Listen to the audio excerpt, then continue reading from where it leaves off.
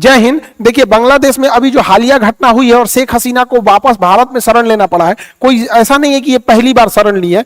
और इससे बाद इस एक समय था जब बांग्लादेश में ये लौट के गई थी और शेख हसीना वापस बांग्लादेश लौट के जाएंगी और फिर चुनाव लड़ेंगी। इसके बांग्लादेश में आखिर ऐसा क्यों हो रहा है, इसको जानने के लिए हम लोग को आजादी के समय से एक लंबे इतिहास से पीछे चलना पड़ेगा। जब ये पश्चिमी पाकिस्तान और पूर्वी पाकिस्तान एक ही थे, यहाँ पर ये दोनों एक ही थे और इनके संसद भवन को नेशनल असेंबली कहते हैं। जैसे हमारे यहाँ पार्लियामेंट संसद भवन कहते हैं, इसको नेशनल असेंबली कहते हैं, जिसमें 300 सीटें हैं। बहुमत के लिए 151 चाहिए तो सरकार बना लेंगे। जब चुनाव हुआ तो वहां दो प्रमुख पार्टियां लड़ रही थी। पाकिस्तान पीपुल्स पार्टी की ओर से थे जुल्फिकार अली भुट्टो और आवामी लीग की ओर से लड़ रहे थे शेख मुजीबुर रहमान। शेख मुजीबुर रहमान ये पूर्वी पाकिस्तान के रहने वाले थे और जुल्फिकार अली भुट्टो जो थे वो पश्चिमी पाकिस्तान के थे। चुनाव में जो होता है, जुल्फिकार अली भुट्टो हार जाते हैं, इन्हें केवल 86 सीटें मिलती हैं, जबकि बहुमत के लिए 151 सीटें चाहिए होती हैं। इनकी पार्टी पाकिस्तान पीपुल्स पार्टी हार जाती है, जबकि शेख मुजीबुर रहमान की पार्टी आवामी लीग 167 वोट पाती है, यानी 151 से ज्यादा पाती है, 40% वोट पा जाती है। अब ऐसे ही समझिए कि मोदी जी को 36% वोट मिला है, बीजेपी को 36% और इन्हें 40%। कितना था? तो बांग्लादेश के लोगों में बहुत खुशी हुई थी कि मतलब उस समय बांग्लादेश नहीं था, पूर्वी पाकिस्तान के हमारे एरिया का प्रधानमंत्री बनने जा रहा है, हमें विकास होगा। जैसे भारत में कैसे होता है कि साउथ से कोई प्रधानमंत्री बनेगा तो साउथ के लोग खुश होंगे ज्यादा। जैसे अभी प्रधानमंत्री नरेंद्र मोदी गुजरात से है तो गुजरात के लोगों को लगता है भाई हमारे यहां से गए हैं, तो इसे सबको लगता है, तो ये लोग भी खुश थे। तो जब ये शपथ लेने यहां गए ना, तो ये जो थे जुल्फिकार अली भुट्टो यहिया खान से मिलकर इनको जेल में बंद कर दिया। कहा कि नहीं, तुम बंगाली है, तुम लोग कैसे प्रधानमंत्री बनेगा। तो ये लोग ना यहाँ के लोगों को बड़ी हीन नजर से देखते थे, काला बोलते थे, बंगाली बोलते थे, उल्टा सीधा बात बोलते थे यहाँ के लोगों को। और ये लोग तब देखे लो कि भैया इतना तक तो डिस्क्रिमिनेशन चल रहा था, बट इनके प्रधानमंत्री को जेल में डाल दिया गया, तो यहाँ बगावत हो गई। जब बगावत हो गई तो शेख मुजीबुर रहमान को छोड़ा गया और जब वो छूट के आए बांग्लादेश में तो उन्होंने कह दिया कि बांग्लादेश, ये पूर्वी पाकिस्तान अब पाकिस्तान का भाग नहीं रह सकता है, हमें अपना अलग बांग्लादेश बनाना पड़ेगा। और इसके लिए एक लंबा आंदोलन छेड़ दिए यहाँ पे। जब ये आंदोलन छेड़ा गया तो ये जो खचरा है जुल्फिकार अली भुट्टो, इसने वहां भेजा जनरल टिक्का खान को। जनरल टिक्का खान जब बांग्लादेश पहुंचा, उस समय पूर्वी पाकिस्तान था, तो यहां पर आंदोलन कर रहे लोगों पर इतना अत्याचार किया कि बांग्लादेश में, यानी उस समय का पूर्वी पाकिस्तान में, इसने ऑपरेशन सर्च लाइट चालू किया और 30 लाख लोगों की हत्या कराया था। 30 लाख लोगों की हत्या कराने के कारण से जनरल टिक्का खान को बूचर ऑफ बांग्लादेश कहा जाता है। और इसने 4 लाख औरतों का रेप कर दिया था।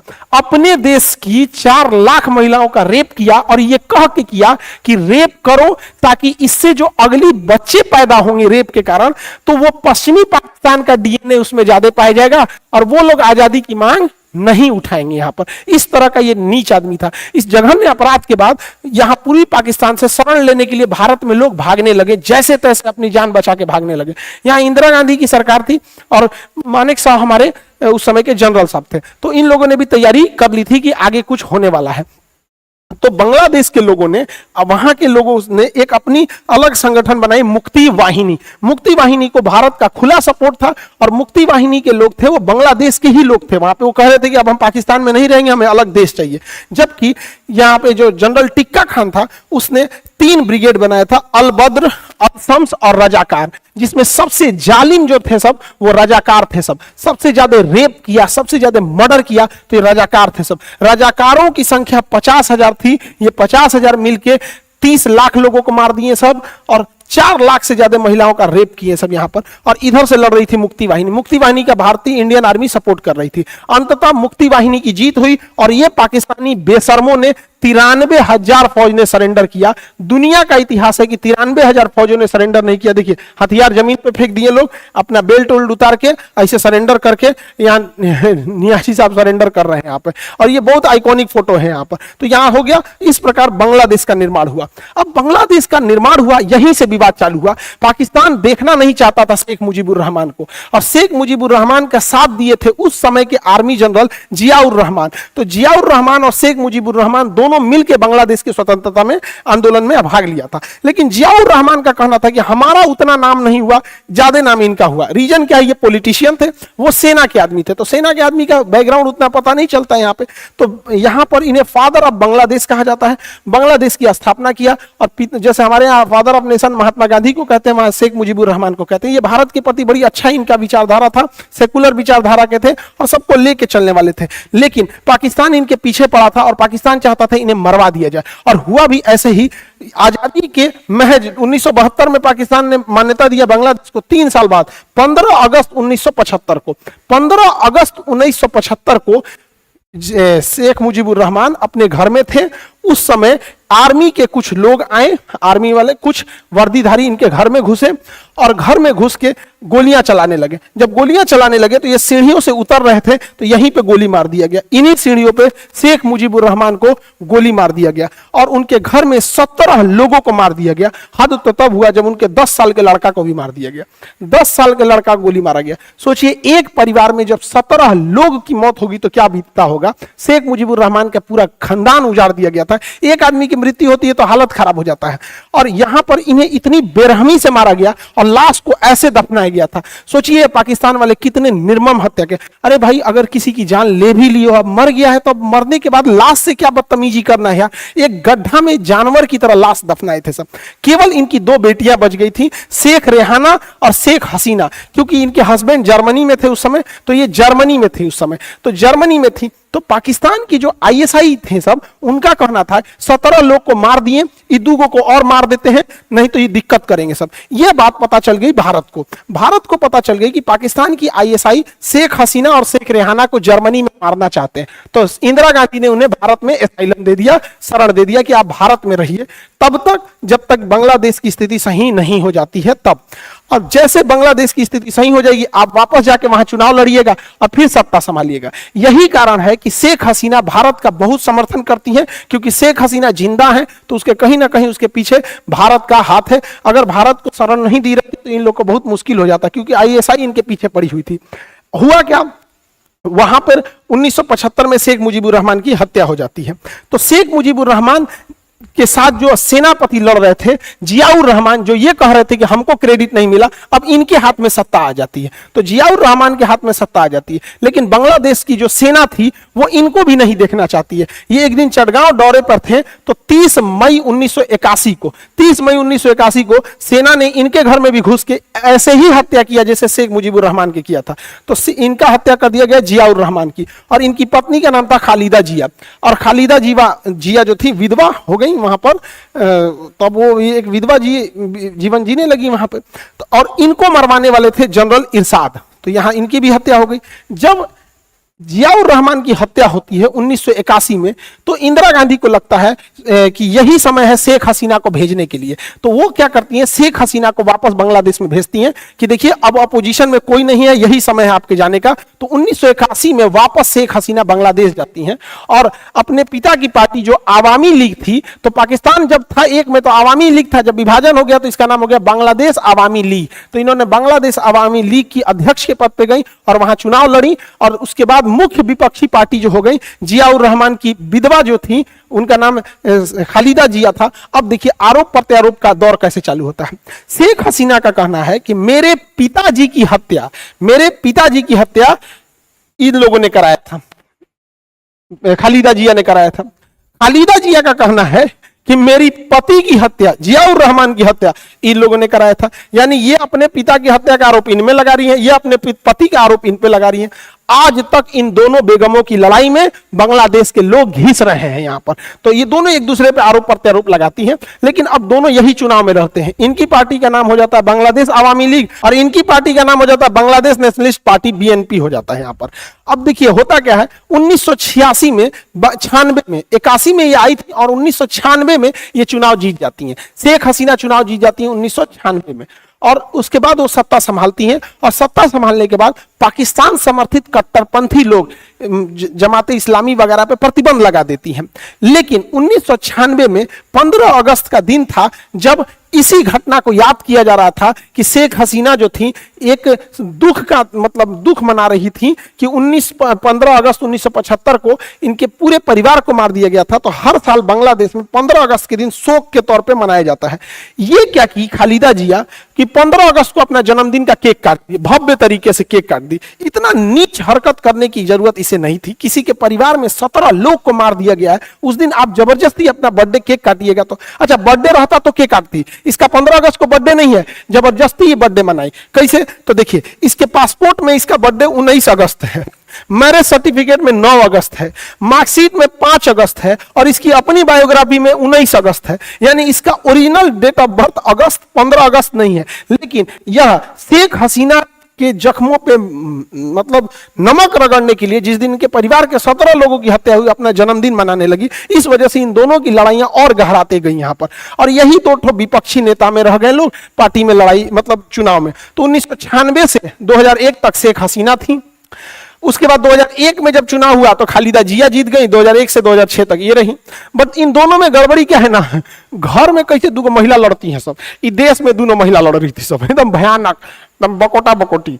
तो यहाँ पे ना ये इस पे आरोप लगा रही है कि चुनाव में ये धांधली की है, और ये इन पे आरोप लगाती है कि ये धांधली की है, सब एक दूसरे पे आरोप लगाते हैं। तो बांग्लादेश में एक कानून बना दिया गया कि जब चुनाव होगा तो उस समय एक केयर टेकर राष्ट्रपति बनाया जाएगा और सारी शक्तियां उस राष्ट्रपति को दे दी जाएगी चुनाव के दौरान, ताकि किसी के पास शक्ति ही न रहे कि मिसयूज कर सके।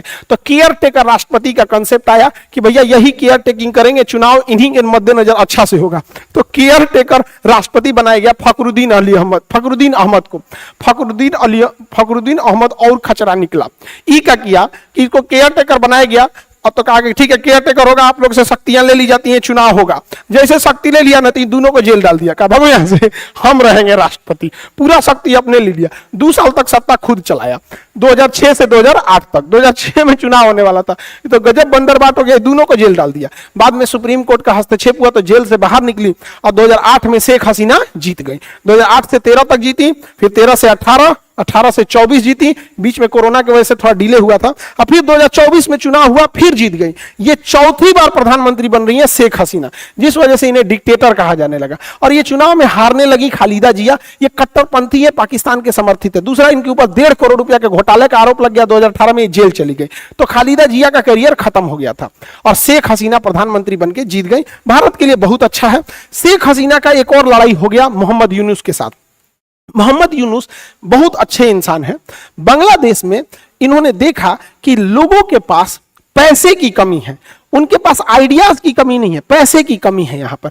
अब जैसे किसी को बहुत अच्छा खाना बनाने आता है और अगर पैसा नहीं है तो किसी होटल में जाके बावर्ची का काम करेगा, लेकिन अगर आप उसे पूंजी दे दीजिएगा तो उस पूंजी की मदद से वो अपना होटल खोल लेगा। तो इन्होंने यही चालू किया, माइक्रो क्रेडिट चालू किया, थोड़े थोड़े पैसे देने चालू किए। और इन्हीं का कंसेप्ट आज पूरी दुनिया में लगता है कि आजकल कोई भी कुछ पैसे देके मोबाइल ईएमआई करा लेता है, वॉशिंग मशीन ईएमआई करा लेता है। तो छोटा छोटा दुकानों पे जाके आप ईएमआई पे लेते आते होंगे। ये इन्हीं का कंसेप्ट है, मोहम्मद यूनुस का कंसेप्ट है। आजकल तो वही हो गया है, सोचा लड़का सब ईएमआई पे आईफोन लेके चमका रहा है सब, अरे क्या जरूरत है दिखाने का।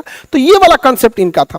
लेकिन इन्होंने सोचा कि हम भी क्यों ना चुनाव लड़ ले। तो 2007 में इन्होंने नागरिक शक्ति पार्टी बनाया, लेकिन चुनाव हार गए। तो बांग्लादेश की शेख हसीना का अब इनसे विवाद होने लगा कि भैया इनको निपटाओ। कोई भी बांग्लादेश में गड़बड़ी होता था तो शेख हसीना इन्हीं की ओर आरोप लगा देती थी। एक बार ऐसा हुआ कि शेख हसीना ने कहा कि मोहम्मद यूनुस को पद्मा नदी में डुबा देना चाहिए, जब उनको मरने वाले हो तो वापस निकाल देना चाहिए, अब फिर डुबाना चाहिए, तड़पा तड़पा के रखना चाहिए। तो शेख हसीना का इनके साथ भी विवाद चल रहा था। अभी यही है केयर टेकर प्रधानमंत्री बांग्लादेश का। देखिए बांग्लादेश में 2 प्रमुख नदी देखेंगे तो ब्रह्मपुत्र नदी चाइना से होते हुए बांग्लादेश में जाती है। ब्रह्मपुत्र नदी को भारत में ब्रह्मपुत्र कहेंगे, लेकिन बांग्लादेश में जमुना कहते हैं। और गंगा नदी जब बांग्लादेश में प्रवेश करती है तो उसे पद्मा कहते हैं। तो जो पद्मा नदी में डुबाने की बात थी वो एक्चुअल में गंगा नदी है, गंगा को बांग्लादेश में पद्मा कहते हैं। जब ये दोनों मिल जाती है, इनकी संयुक्त धारा में एक मेघना आके मिलती है, तो इनको संयुक्त, दोनों की संयुक्त धारा को हम मेघना नदी कहते हैं। ये तो ज्योग्राफी का टॉपिक है। अब देखिए जब 2024 में शेख हसीना चुनाव जीतती हैं, तो चुनाव जीतने के बाद एक बहुत ही मैच्योर्ड प्रधानमंत्री के तौर पर ये अपने देश का भला सोचते हुए भारत को भी लेके चलती हैं, चाइना को भी, रसिया से भी। यानी बांग्लादेश तीनों को बैलेंस करके चल रहा था। न ज्यादा रसिया, चाइना, इंडिया किसी को ज्यादा फेवर नहीं कर रहा था, क्योंकि ये हकीकत भी है और ये बहुत मेजोरिटी से जीत के आई थी। 300 में से 222 सीट यानी 41% चुनाव जीत के आई थी वोट। लेकिन एक रिजर्वेशन की वजह से यहां बवाल हो गया। रिजर्वेशन था कि 1971 की जो लड़ाई हुई थी स्वतंत्र कराने के लिए बांग्लादेश में, उसमें कुछ आरक्षण की व्यवस्था की थी। बांग्लादेश में आरक्षण जाति धर्म के नाम पे नहीं है, स्वतंत्रता सेनानियों को है। तो 1972 में 30% आरक्षण दिया गया स्वतंत्रता सेनानियों को कि जो फ्रीडम फाइटर हैं। लेकिन 1972 के बाद 1997 में यह 30% आरक्षण उन फ्रीडम फाइटर के बच्चों को भी दे दिया गया। तो लोगों ने कहा कि भैया फ्रीडम फाइटर के बच्चों को क्यों दे रहे हो? फिर लोगों ने बर्दाश्त किया कि चलो भाई बच्चे को दे देते हो, ठीक है। 2010 में शेख हसीना जब प्रधानमंत्री आती थी तो फ्रीडम फाइटर को बहुत महत्व देती थी, क्योंकि फ्रीडम फाइटर इनके पार्टी में ज्यादा थे। तो फ्रीडम फाइटर के नाती पोता को भी आरक्षण दिया गया। ये और बांग्लादेश में होने लगा कि भैया आप सबको आरक्षण देते जाएंगे, जो लड़ा था उसको दिए ठीक है, उसको बच्चा को दिए, फिर बच्चा के बच्चा को दे रहे हैं, ये ठीक नहीं है। तो जब विरोध होने लगा तो शेख हसीना ने 2018 में यह 30% आरक्षण खत्म कर दिया। तो देश में बवाल खत्म हो गया, आरक्षण को खत्म कर दिया। लेकिन इसी बीच एक स्वतंत्रता सेनानी पहुंच गया हाईकोर्ट, और हाईकोर्ट में कहा कि नहीं, हमें आरक्षण मिलना चाहिए क्योंकि हमने स्वतंत्रता की लड़ाई लड़ी थी। इसी साल 2024 में हाईकोर्ट ने कहा कि नहीं, वापस 30% दे दो। तो भैया इसमें शेख हसीना ने तो दिया नहीं था, इसमें तो हाईकोर्ट ने दिया था। लेकिन लोग भड़क गए शेख हसीना पे। याद कीजिए यही घटना हुई थी मणिपुर में। कोर्ट ने डिसीजन दिया था आरक्षण के लिए, और कोर्ट के डिसीजन के बाद इतना भीषण बवाल हुआ था। और बांग्लादेश में भी कोर्ट ने डिसीजन दिया, उसके बाद भीषण बवाल हो गया। ढाका यूनिवर्सिटी के बच्चे जो थे सड़कों पे निकल गए। इसमें अमेरिका की इन्वॉल्वमेंट हो गई, पाकिस्तान की इन्वॉल्वमेंट हो गई, और शेख हसीना थोड़ी रिजिड हो गई। उनको इंटरनेट शटडाउन उसी समय कर देना चाहिए, और किसी भी कार्रवाई करो तो गुप्त ढंग से कार्रवाई करो। और ये स्टूडेंट बहुत भयानक बगावत ले लिए, और इसमें एक बहुत बड़ी घटना हो गई। जब पुलिस गोली चलाई तो कुछ बच्चों की मृत्यु हो गई, शहीद हो गए कुछ बच्चे, जिससे कि युवा और भड़क गए। युवाओं को प्यारे से समझा सकते हैं, धमका के तो युवाओं को नहीं समझा सकते हैं।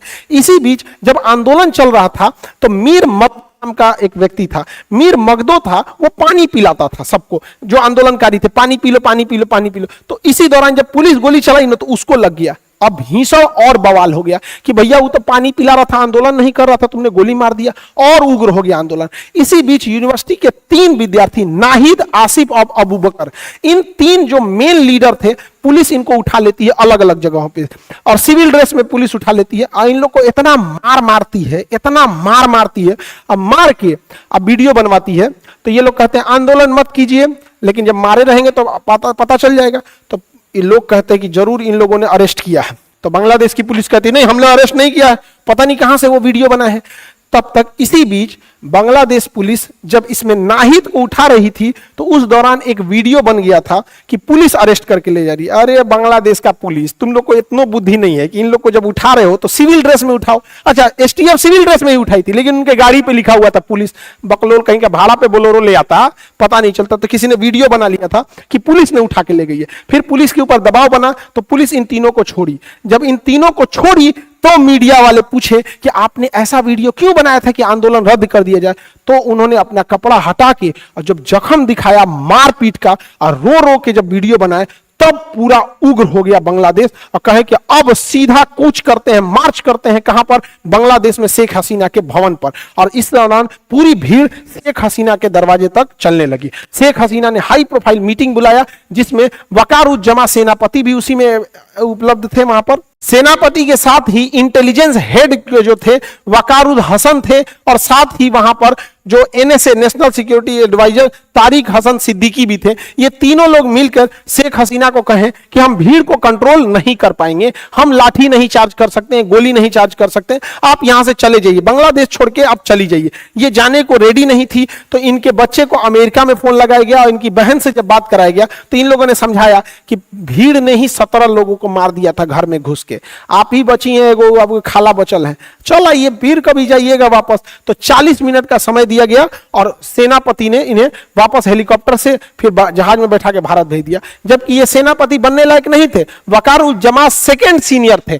इनको जानबूझ के शेख हसीना ने प्रमोशन दिया था इसी साल 11 जून को कि आप बनिए। ये उनके रिश्तेदार लगते हैं, ये शेख हसीना की ना शेख रेहाना के देवर लगते हैं, तो रिश्तेदारी में बांटेंगे लोग यहाँ पे। और हो गया कांड यहाँ पर। फिर शेख हसीना को बांग्लादेश छोड़ना पड़ा, हेलीकॉप्टर से फिर जहाज में बैठी और जहाज में इनका सुपर हरकुलियस जहाज हिंडन एयरपोर्ट पे ले आके लैंड किया यहां पर। इस बीच जो शेख हसीना का बंगला था गोनो भवन, उसमें उग्रवादी घुस गए थे सर। आपको क्या लगता है ये लोग शेख हसीना को छोड़े होंगे? शेख हसीना की साड़ी उठा ले गए लोग, अंडरगारमेंट लेके चले गए सब यहाँ पे, शेख हसीना का चिथड़ा उड़ा देते सर। तो शेख हसीना का निकलना तो खैर वहां पे था, लेकिन भारत का इंटेलिजेंस फेल्योर था यहाँ पर। भारत को सोचना चाहिए, एक इंदिरा गांधी का समय था जब मुक्ति वाहिनी को घुसाकर, हमारे सैन्य मानेकशा सेना घुसाकर वहां पाकिस्तान की सरकार उजाड़ दिए, पाकिस्तान से विभाजन कर दिए, वहां का स्वतंत्र सरकार बना लिए और वहां अपनी पसंद का सरकार भी बैठा दिए। और एक अभी का इंटेलिजेंस हमारे यहाँ का चुपचाप टुकुर टुकुर देख रहा है। हाँ तो बांग्लादेश के हेलीकॉप्टर से आए और हमारी मीडिया कह रही है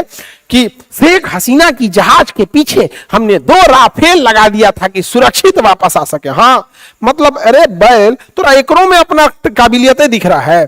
यही चीज अगर इजराइल में होता तो स्टूडेंट लोग कभी गायब हो जाते, लोग पते नहीं चलता। ये तीनों स्टूडेंट में पता चलता ये उसको मार दिया, वो उसको मार दिया, दूसरे जगह हो जाता है। यहाँ पे ये गलत है। शेख हसीना का जाना मतलब वहां से भारत का जाना। अब वहां सब जितनी ताकतें आएंगी सब उठपटांग आएंगी। अब वहां का सेना प्रमुख तो अलग था, बताइए इसमें मिलने सेना प्रमुख भी मिला जुला था और इसने ही घोषणा किया कि हम सरकार बनाएंगे। और एक भारत है जहां पे इतने प्रोफेशनल ढंग से सेना, हमारे सेनापति उपेंद्र द्विवेदी सर, हमारी मुलाकात हुई थी कुछ दिन पहले, इतने मतलब इतने बड़े पोस्ट पे जो 13-14 लाख सेना को मतलब कंट्रोल कर रहा है। हमारी जब मुलाकात हुई थी तो हम कहते कि सर हमको भी जाना था फौज में, अगर हम रहते तो आपके अंडर कमांड हम कहीं ड्यूटी पे रहते। तो उन्होंने कहा नहीं, आप पढ़ा रहे हैं, अच्छे से पढ़ा रहे हैं, जो मिडिल क्लास है, गरीब है, इन लोगों को आप पढ़ा रहे हैं, बहुत अच्छा काम कर रहे हैं यहाँ पर। तो सोचिए भारत के एक सेनापति हैं जिनको इतनी व्यस्तता के बावजूद इतना पता रहता है देश के बारे में। यहाँ पर 13 लाख की 14 लाख की फौज को ये लोग संभाल रहे हैं। और एक ही बांग्लादेश का है, इसके यहाँ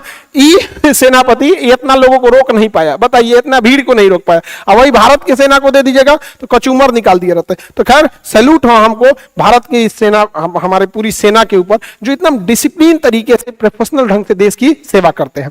अब सेना, अब बांग्लादेश की कमांड आ गई है मोहम्मद यूनुस के पास। इनमें इन 3 प्रदर्शनकारियों को भी रखा गया है, इंटेलेक्चुअल लोगों को रखा गया, वकील, जज, साइंटिस्ट हैं, सब कुछ महिलाएं हैं। अब वो लोग बांग्लादेश को एक नए ढंग से चालू करेंगे। लेकिन बांग्लादेश में उपद्रव बहुत ज्यादा हो गया है। अब कई लोग का कहना है कि अमेरिका का इसमें चाल नहीं था, बिल्कुल चाल था अमेरिका का।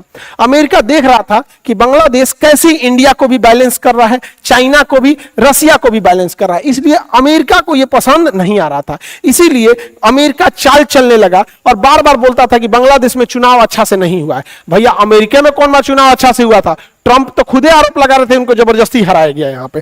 तो अमेरिका ने क्या कहा, मतलब शेख हसीना का कहना था कि अमेरिका यहाँ सेंट मार्टिन आइलैंड चाहता है। क्यों? क्योंकि चाइना के जितने भी जहाज हैं ये मलक्का स्ट्रेट से निकलते हैं, इस पर नजर रखने के लिए चाइना चाहता है, अमेरिका चाहता है। तो शेख हसीना ने मना कर दिया कि यहां अगर अमेरिका को दे देंगे तो भारत भी नाराज हो जाएगा, चाइना भी नाराज हो जाएगा, इन दोनों की वजह से रसिया भी नाराज हो जाएगा। तो मना कर दिया यहाँ पर, यही आरोप लगाई थी अमेरिका के ऊपर। अभी हाल ही में अमेरिका के डेलीगेट्स आए थे सब बांग्लादेश में। अब देखिए अमेरिका का योगदान कैसे नहीं है। बांग्लादेश में आए थे सब, उन्हें कायदे से बांग्लादेश के प्रधानमंत्री से मिलना चाहिए और नेता विपक्ष से भी मिलना चाहिए। उन लोगों ने प्रधानमंत्री से मुलाकात नहीं किया, डायरेक्ट मिले, नेता विपक्ष से चले गए। बताइए कोई तरीका है? तो साफ वो दिखा रहे थे लोग कि ये बांग्लादेश में अमेरिका का इंटरवेंशन है। विदाउट अमेरिका के इंटरवेंशन ऐसा हो ही नहीं सकता है। यूएनओ की बेशर्मी देखिए, यूएनओ क्या कह रहा है कि प्रदर्शनकारियों पे लाठीचार्ज नहीं होना चाहिए, ये इनका अधिकार है। अरे ये चोट्टे प्रदर्शनकारी शेख हसीना का अंडरगारमेंट नोच के लेके चल गए, सब साड़ी नोच के लेके चल गया सब, इनके पर प्रोटेस्ट नहीं होना चाहिए, इनका अधिकार है। और कश्मीर में जब हम लोग आतंकवादियों को मारते हैं ना तो हम लोग पे इंक्वायरी बैठा देता है।